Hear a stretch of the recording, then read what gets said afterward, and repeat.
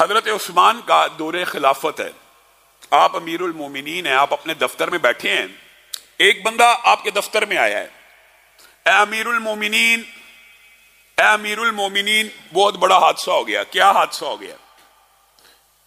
میں نے شادی کی تھی ایک عورت سے، آج اس شادی کو 6 ماہ مکمل ہو گئے ہیں، آج اس شادی کو 6 ماہ مکمل ہو گئے ہیں اور میری عورت نے بچہ جن دیا ہے۔ اے امیر المومنین، اور حدیث کے اس اثر کے متن سے یہ پتہ چلتا ہے کہ بندے کو اطلاع مل گئی کہ میرے ہاں بیٹا ہوا ہے، لیکن وہ بیٹے کو دیکھنے نہیں گیا، وہ سیدھا امیر المومنین کے دفتر میں آ گیا۔ اب میرا آپ سے مطالبہ ہے کہ میری شادی کو تو ابھی 6 ماہ ہوئے تھے، بچہ کیسے پیدا ہو سکتا ہے؟ ابھی 6 ماہ مکمل ہوئے ہیں، بچہ پیدا ہو گیا ہے۔ حضرت عثمان نے بھی، اور یہ بات میں آپ کو بتلاتا ہوں کہ اس مسئلے سے پہلے اگرچہ احکام تو اللہ نے نازل کر دیے ہوئے تھے، لیکن اس واقعے سے پہلے بالعموم عرب کا یہ کلچر تھا اور مسلمانوں کا بھی یہ خیال تھا، کئی چیزیں ابلاغ کے بعد پھیلتی ہیں۔ حضرت عثمان نے یہ جو خیال تھا، مشورہ کیا، یہ عورت نے 6 ماہ کے بعد بچہ جن دیا ہے، کیا یہ حلال کا یا حرام کا ہے؟ گویا عرب معاشرے میں 6 ماہ کے بچے کو حرام کا بچہ مانا جاتا تھا شادی کے بعد۔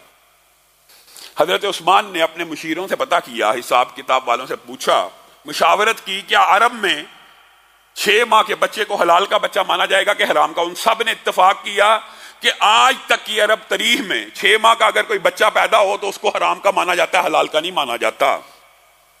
حساب کتاب والوں سے بھی پوچھ لیا، اپنے مشیروں سے بھی مشورہ جب کر لیا، فَأَمَرَ بِهَا أَن تُرْجَمَ، تو حضرت عثمان نے حکم دیا اس عورت کو رجم کر دیا جائے، اس عورت کو رجم کر دیا جائے، پوچھا نہ جائے، تفتیش نہ کی جائے۔ 6 ماہ کے اندر عرب، آپ کو پتا ہے حساب کتاب میں بڑے سینسٹیو اور حساس ہیں، انہوں نے کہا اب اس عورت کو رجم کر دیا جائے، میدان میں گاڑا جائے۔ اب یہ ہرکارے باہر نکلے کہ فلاں عورت نے برائی کا ارتکاب کیا، مومنوں کا ایک گروہ اس کی سزا میں حاضر، اور یہ بھی قرآن کا ہی فیصلہ ہے کہ مومنوں کا گروہ ایک حاضر ہو سزا میں، تاکہ لوگوں کے لیے باعث عبرت بنے اور لوگ اس بات کا ابلاغ کریں کہ اس طرح سزا دی گئی تھی، اور اس بات کا ابلاغ ہو، مشاہدہ ہو، تاکہ معاشرے میں گناہوں کو اور جرائم کو کنٹرول کیا جا سکے۔ اب یہ اعلان حضرت علی کے کانوں سے بھی ٹکرایا۔ حضرت علی اس میدان کی بجائے سیدھا امیر المومنین کے دفتر کی طرف چل پڑے اور حضرت عثمان کے دفتر میں داخل ہوئے اور کہنے لگے، اے عثمان، آپ نے ابھی یہ حکم جاری کیا کہ اس عورت کو سنسار کر دیا جائے؟ جی میں نے حکم جاری کیا ہے۔ اے عثمان، آپ نے کس دلیل کے تحت یہ حکم جاری کیا ہے؟ کہا میں نے حساب کتاب لگایا، 6 ماہ میں بچہ پیدا ہونا ممکن نہیں ہے، یہ ہے وہ ہے۔ اے عثمان، 6 ماہ کا بچہ تو قرآن میں ہے۔ عثمان اچانک حضرت علی کو کہتے ہیں کہ علی، 6 ماہ کا بچہ قرآن میں ہے؟ جی ہاں، 6 ماہ کا بچہ قرآن میں ہے۔ کیسے؟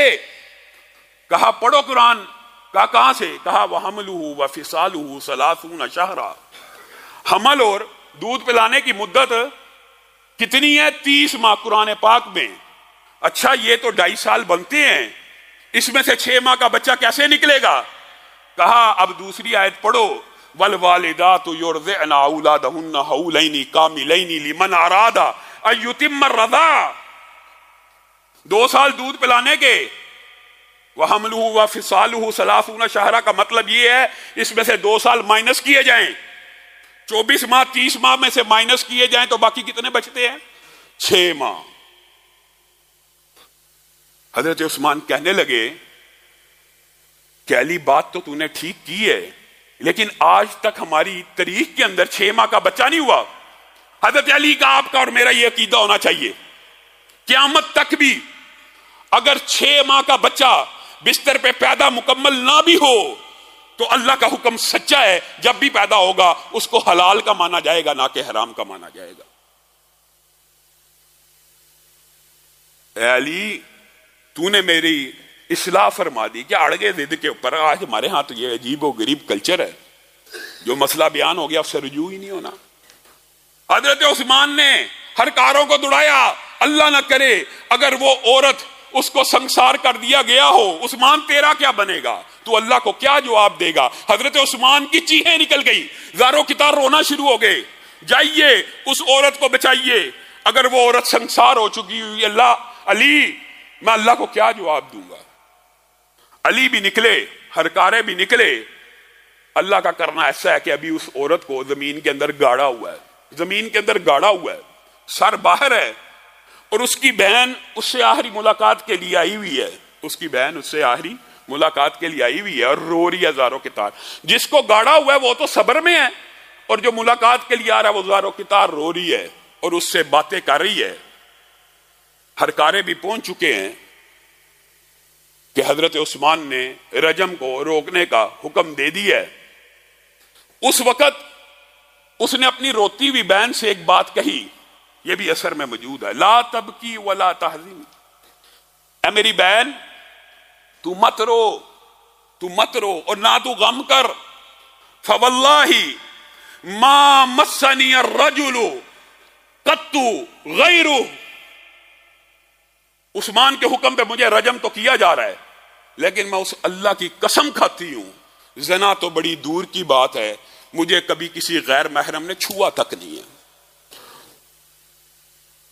اس عورت کو اسی وقت ہرکاروں نے نکال لیا اور حضرت عثمان نے اس کو اپنے دفتر میں بلایا، اس کے بیٹے کو پیش کیا گیا. روایت کے اندر یہ الفاظ بھی موجود ہیں کہ جس طرح پرندوں کے دو انڈے اگر مکس کر دیے جائیں تو پتہ نہیں نہ چلتا کہ کون سا انڈا کون سا ہے، دونوں میں کیا فرق ہے، اسی طرح اس بچے کی شکل و صورت شباہت بالکل اس کے والد کے اوپر تھی، اور والد نے ابھی تک دیکھا نہیں تھا. والد نے بھی جب بچے کو دیکھا کہا اللہ کی قسم یہ تو میرا ہی بیٹا ہے. تو عرب کے اندر اس فیصلے کے بعد ورنہ عرب کے اندر یہ ظلم موجود تھا کہ کوئی بھی 6 ماہ کا بچہ، 6 ماہ بچہ، آج کل تو ہر میڈیکل سائنس کی ترقی سے 6 ماہ بچہ عام ہو گیا، اس دور میں تندرست 6 ماہ کا بچہ محال تھا اور اس سے پہلے اس کو حرام کا سمجھا جاتا تھا. لیکن اس واقعے کے بعد فقہ کا اور اسلام کا اور قرآن پاک سے حضرت علی کے استدلال کے بعد یہ بات ثابت ہو گئی کہ قرآن پاک میں بھی اللہ رب العزت نے 6 ماہ کے حمل کو حلال کا حمل قرار دیا ہے.